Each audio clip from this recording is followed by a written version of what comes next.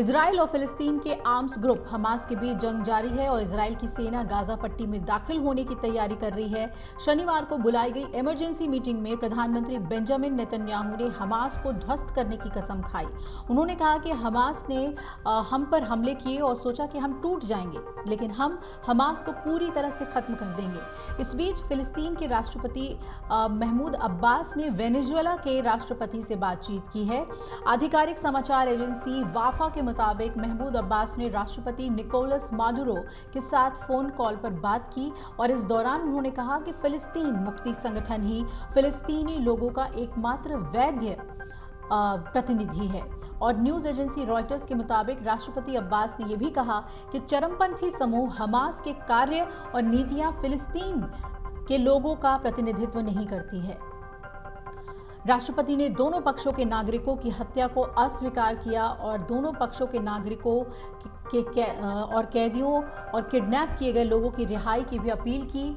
WAFA ने कहा कि वेनेजुएला के राष्ट्रपति निकोलस मादुरो के साथ एक फ़ोन कॉल में अब्बास ने फिलिस्तीन मुक्ति संगठन यानी PLO को फिलिस्तीनी लोगों का एकमात्र वैध प्रतिनिधि बताया और एजेंसी ने कहा कि राष्ट्रपति ने दोनों पक्षों के नागरिकों की हत्या को अस्वीकार किया और दोनों पक्षों के नागरिकों, कैदियों और बंदियों की रिहाई का आह्वान किया। आपको बता दें कि हमास ने इजराइल को धमकी दी थी कि अगर IDF ने हमास के लिए किसी भी सैन्य ठिकाने पर रॉकेट दागे तो एक हमले के बदले में अपहरण किए गए एक नागरिक की हत्या कर दी जाएगी। वहीं इजराइल भी लगातार अपने नागरिकों की रिहाई की मांग कर रहा है। इसे लेकर इजराइल ने गाजा पट्टी में पानी, बिजली और राशन समेत कई जरूरी सेवाओं की सप्लाई को बाधित कर दिया था।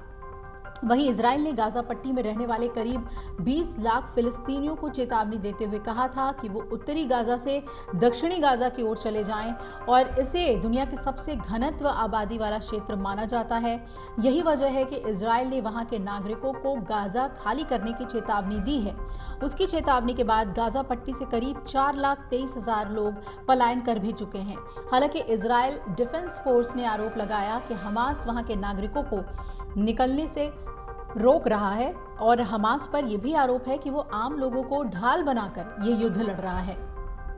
बीते 7 अक्टूबर को हमास के लड़ाकों ने कुछ ही मिनटों में इजराइल पर करीब 5,000 रॉकेट्स दाग दिए थे।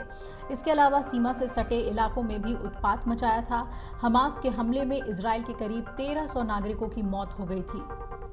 इसके अलावा हजारों की संख्या में लोग घायल हुए हैं और हमास ने यह दावा किया था कि उसने करीब 150 इजरायली नागरिकों को बंधक बनाया हुआ है।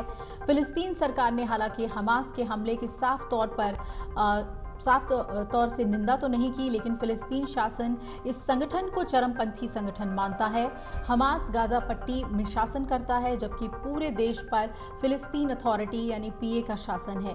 PA को अंतर्राष्ट्रीय स्तर पर फिलिस्तीनी क्षेत्रों में गवर्निंग बॉडी के रूप में मान्यता भी प्राप्त है, जिसमें वेस्ट बैंक और गाजा पट्टी दोनों शामिल हैं।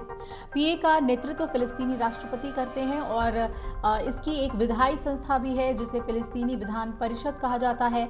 फिलिस्तीन में 2 बड़ी राजनीतिक पार्टियां हैं जिनमें एक हमास और दूसरा फतह है।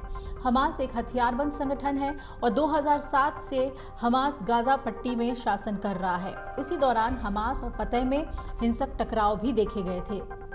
वहीं फतह की अगुवाई वाले फिलिस्तीन अथॉरिटी का वेस्ट बैंक, गाजा पट्टी और यरूशलेम में शासन चलता है, जिसे अंतर्राष्ट्रीय समर्थन हासिल है। तो क्या अब जो फिलिस्तीनी राष्ट्रपति ये बात कह रहे हैं कि हमास फिलिस्तीनी लोगों का समर्थन नहीं करता, उस पर इजराइल ध्यान देगा या फिर दुनिया के बाकी देश ध्यान देंगे, ये बहुत अहम हो जाता है क्योंकि ये सवाल लगातार उठे हैं कि हमास एक आतंकी समूह है लेकिन वहाँ के लोग, फिलिस्तीन के लोग शांति बहाली चाहते हैं। अमर उजाला अब आपके टीवी पर भी।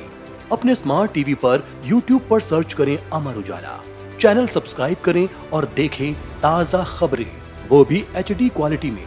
और हाँ, बेल आइकन दबाना ना भूलें ताकि हर खबर हो आपके घर। अमर उजाला, निष्पक्ष, निर्भीक, निरंतर।